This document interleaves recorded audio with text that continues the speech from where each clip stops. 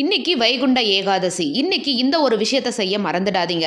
இந்த விஷயத்த இன்னைக்கு நீங்க செஞ்சீங்க அப்படின்னா, அடுத்து வரக்கூடிய 2026வது வருஷம் முழுவதும் நீங்க செல்வ செழிப்போட லக்ஷ்மி கடாட்சமா, ஆயுள் ஆரோக்கியமா இருக்க முடியும். இன்னைக்கு முழுவதும் விரதம் இருந்து பெருமாள் நாமத்தவே சொல்லிக்கிட்டே இருங்க. மாலையில 6 மணிக்கு மேல பெருமாளோட படமோ, விக்கிரகமோ இருந்தா அபிஷேகம் பண்ணி பூக்களால் அலங்காரம் பண்ணி எடுத்து வச்சுக்கோங்க. அவரு முன்னாடி 7 மாவிளக்கு தீபம் ஏத்தி வச்சுக்கோங்க. பால் பாயாசம், சக்கரை பொங்கல், நெய்வேத்தியம் படைச்சு வச்சுக்கோங்க. முக்கியமா இன்னைக்கு துளசி மாலையால அலங்காரம் பண்ணி வச்சுக்கோங்க. பஞ்சபாத்திரத்துல ஏலக்காய், பச்சை கற்பூரம், கொஞ்சம் துளசி போட்டு ரெடி பண்ணி வச்சுக்கோங்க. பெருமாளுக்குரிய பாடல்களை பாராயணம் பண்ணி உங்களோட வேண்டுதலை கையில ஒரு பூ வச்சு வேண்டுதலை சங்கல்பம் பண்ணி அவரோட திருப்பாதத்துல சமர்ப்பணம் பண்ணிக்கோங்க. இன்னைக்கு இரவு முழுவதும் கண்விழித்து பெருமாளோட நாமத்தை சொல்லிட்டு வர்றது அப்படின்றது அதீத பலனை நம்மளுக்கு கொடுக்கும். இந்த அற்புதமான நாளை தவற விட்டுடாதீங்க.